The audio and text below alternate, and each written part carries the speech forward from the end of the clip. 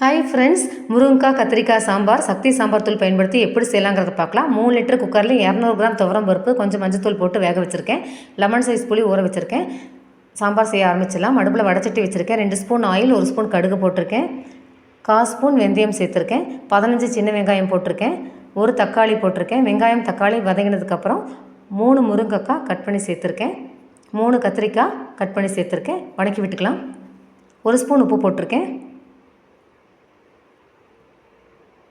சக்தி சாம்பார் தூள் 2 ஸ்பூன் போட்டிருக்கேன். மிளகாய் தூள் 1 ஸ்பூன் போட்டிருக்கேன். அடுப்பு சிம் பண்ணி வதக்கி விட்டுக்கலாம். லெமன் சைஸ் புளி 1/2 லிட்டர் தண்ணி சேர்த்து கரைச்சி வடிகட்டி இதில் சேர்த்துருக்கேன்.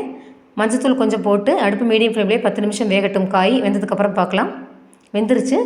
வெந்த துவரம் பருப்பை இது கூட விட்டுடலாம். சாம்பார் நல்லா கொதிக்கணும்.